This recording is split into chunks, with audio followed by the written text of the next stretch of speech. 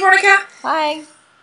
So the last step, step 12, which reads, having had a spiritual awakening as the result of these steps, we tried to carry this message to alcoholics and to practice these principles in all our affairs. So what's brilliant about this? So, all the way we've been talking about this and about, the God word and, atheists doing this and all that kind of stuff. So at step 12, it says, having had a spiritual awakening as the result of these steps. That's actually a promise. What that's saying is, if you do this work, you will have a spiritual awakening. Okay. That will happen to you. All a spiritual awakening is that you see everything differently. That's all it is. It's not... Okay. You may have angels and trumpets and glitter and flashing lights. I don't know. It's different for everybody. But generally, I find it's that you just see everything differently. So, for the decades I had this terrible relationship with my mother, I just see that a bit differently now. I had this awful pattern with relationships, this, same pattern, different guy over and over and over and over again. I just see that differently now. If you are in a bad mood and kind of don't talk to me much at work, I just see that situation differently now. And that's just being what's happened. That's all a spiritual awakening is something internally shifts and you just see yourself and the world differently. Okay. So the steps they're not a flowery, angel singing, lots of glitter everywhere process. They're a mechanical process. It doesn't matter what you think or what you feel or what you believe in or you don't believe in. If you just do them as they're laid out, follow the instructions specifically, despite yourself, you'll have a spiritual awakening at the end of it, and you can't avoid that. I was hoping for unicorns and rainbows. I don't get those? Who knows? Quite possibly. Quite possibly. I always liken it to flat pack furniture. If you go and get something from IKEA, like a bookcase, and you're like, you get it home and you're like, oh my God, this is just like, this is never going to be a bookcase. What are all these pieces? I don't know what I'm doing. Where does this go? Where does that go? I don't even believe in bookcases.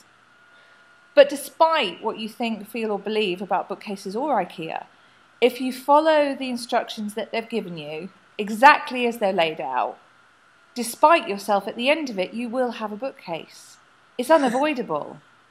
It's exactly the same with the 12 steps. It's as mechanical and practical and straightforward as that. You'll just feel differently.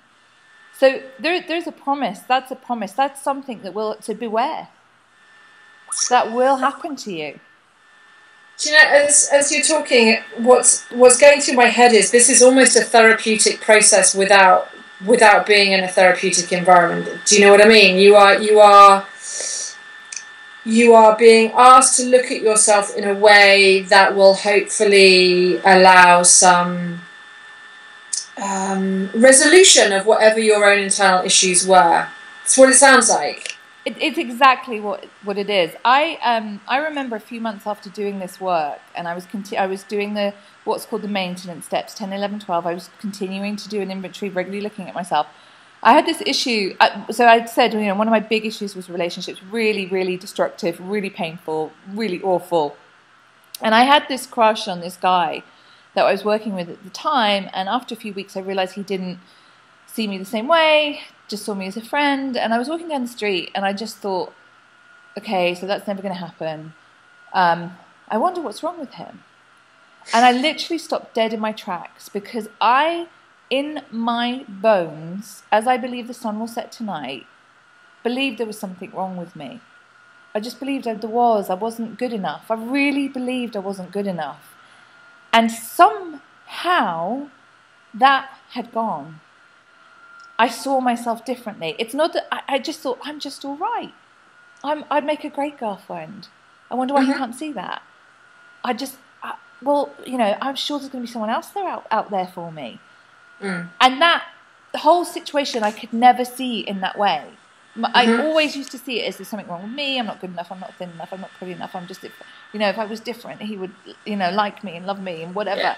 I just didn't see it in that way anymore. I'd had a spiritual awakening. And part of that is about loving yourself. I began to just like myself and love myself, and that was really incredible. But part of that is almost from being in the relationship with your sponsor, isn't it? If, as you said in the earlier steps, telling somebody this stuff and them not recoiling in horror then allows you to feel differently about yourself. That's part of it, yeah. But doing the work is the most important part. Okay. That's definitely part of it. But no, I just had to keep doing the work, and I had these realizations. Okay. So I can guarantee you, if you do this work exactly as it's laid out, the same thing will happen to you, because that's been my experience. Now, I've seen people expecting that to happen, but they've not done the work. They've done a little bit of this and a little bit of that. It doesn't work if you do a little bit of this and a little bit of that. You've got to do all of it. How many people who go to AA actually do all the steps and do it fully? I mean, I know you can't answer that for the work, but just, you know, rough. Do many people do the steps, or do lots of people go to meetings and never get into the sponsor and step process? I mean, how common is it? I think so. I think lots of people don't want to drink but don't want to do any work. Okay. I think that, yeah, I mean, you know, all I know is I've got to do it. Yeah, no, I'm curious though, because it sounds scary, potentially, for a lot of people. It is, but isn't living life like an alcoholic even scarier? That was the most frightening experience of my life, just being so unanchored and alone and just, you know. Again, all of this is perception, and we've talked about this all the way through, is that perception of, you know, doing this work is like, I'm never, ever, ever, ever want to do amends. But actually, when you come and do it, it's not half a bigger deal as what. Yeah. And really, the rest of the step is about, you know, carrying the message to alcoholics, and that's, you know, that's really not about approaching people with a drink problem, saying you need to go to AA and do the steps or whatever, because that doesn't work. For me, that's just about when I meet people who want to get sober or try to get sober and ask me how I got sober, I tell them. Okay. And then I show them. You know, if they ask me to, but only if asked. Okay. That's it. You know, it talks a lot in AA about, you know, nobody likes a reformer and someone, you know, running around saying you should do this and all this kind of stuff.